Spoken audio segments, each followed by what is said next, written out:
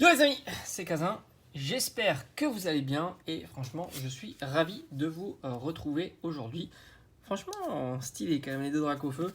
Ça c'était un petit porte-carte qui te filait à l'époque hein, quand t'achetais du Pokémon. Je crois que c'était chez Toys R Us. Alors aujourd'hui on va parler, petite vidéo courte, hein, ça change d'habitude évidemment.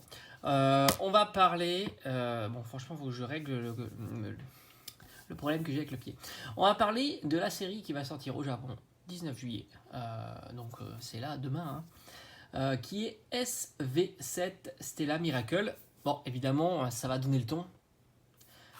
Et les futures illustrations de la série 7 pour chez nous. Voilà, alors c'est vrai que là, pour l'instant, on est captivé par 6.5 qui va arriver. Au mois d'août. Bon, moi, franchement, je suis jamais déçu, mais c'est vrai que je suis plutôt bon public et je l'admets bien volontiers. J'ai eu ce message dans l'espace de mes commentaires, mais c'est vrai que oui, je suis bon public. J'aime beaucoup les TCG, j'aime beaucoup les cartes. Je suis un peu trop agro-collectionneur, ça c'est vrai. Pas tellement acheteur compulsif, mais plutôt collectionneur compulsif. Et du coup, bon public, oui, c'est sûr. On va voir quelques cartes notables et tu verras que EV7 semble être, là encore une fois, une série pas si dégueulasse que ça. Principalement, c'est vrai, par les AR qui sont toujours vraiment pépites. Moi, j'adore les AR, c'est des cartes que j'adore collectionner. Mais on peut être d'accord sur le fait qu'on attend un renouveau. Ça, c'est certain. Renouveau, ça veut dire un format de carte on va dire nouveau qu'ils ont jamais exploité. Voilà, donc dans Stella Miracle, qu'est-ce qu'on va mettre à l'honneur? Donc Terrapagos, la petite tortue là, terra cristallisée avec les styles stellaires. Voilà, donc ça on le savait déjà. Je crois que je t'en ai fait une vidéo. Est-ce que c'est. Je regarde en même temps mes vidéos, mais il y en a tellement. Il me semble que je t'avais fait une vidéo sur les différents boosters et les illustrations, les différents items qu'il va y avoir voilà, pour EV7, donc couronne stellaire. Voilà. Donc ça met à l'honneur les formes terra cristallisées stellaires. Au final, il y en a qui sont plutôt pas mal. J'aime bien le low class par exemple. Terrapagos est plutôt sympa aussi. Et puis on a Flambino. Bon, Flambino, c'est pas des trois, je préférais moi les Argus, Gorithmique, Flambino enfin Pyrobut plutôt. Parce que Flambino, c'est pas la première évolution, mais la deuxième.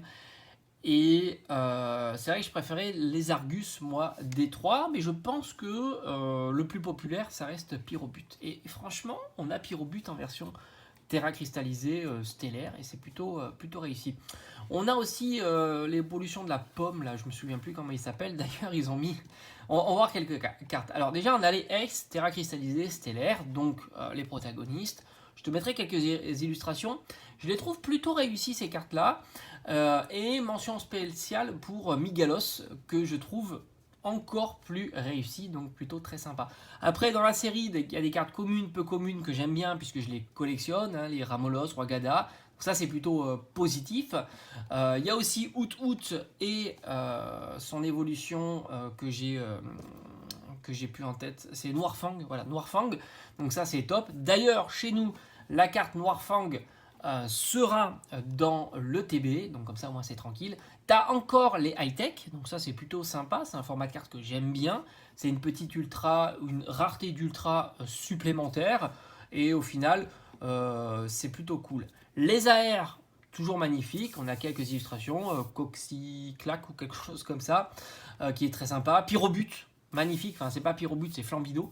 Attends, Flambino ou Istanbul. Non, en fait, c'est peut-être pas Flambino, c'est la deuxième évolution. Alors, je sais plus. Franchement, niveau starter, ces générations-là, je suis pas hyper calé, mais je te mettrai les illustrations. Et puis, n'hésite pas à mettre l'information pour ceux qui passent dans l'espace des commentaires, hein, tout simplement. Franchement, super réussi.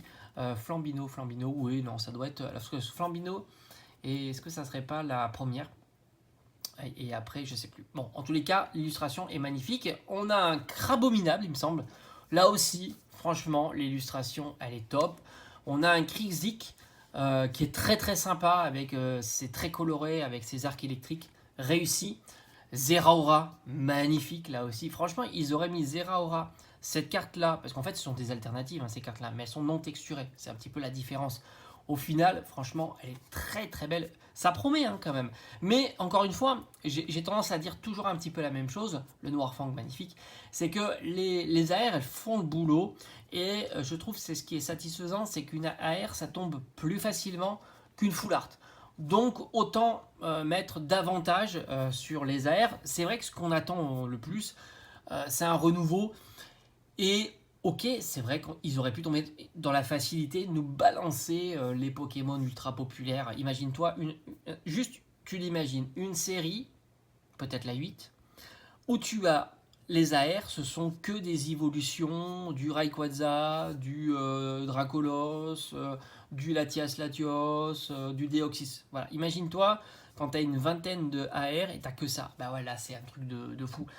Ok, là on est sur des Pokémon qui sont pas spécialement populaires, mais j'ai envie de te dire, la qualité de la carte suffit. Enfin, quand je dis la qualité de la carte, le travail qu'il y a avec la scénographie, le décor, etc., suffit pour rendre n'importe quel Pokémon sympathique. Et c'est ça qui est vraiment top. Après, il nous aide donc cette évolution de... Bon, ça c'est discutable, en forme un peu... Alors je sais pas trop.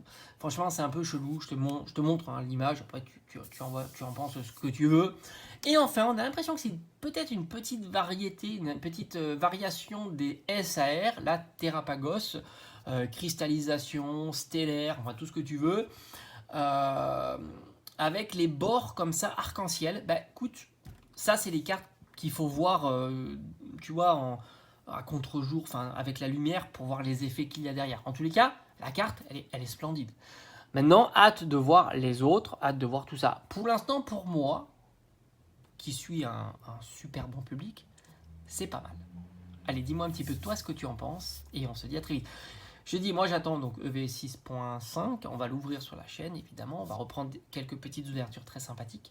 Et puis franchement, comme je t'ai dit, moi je suis rarement déçu. Allez, à bientôt.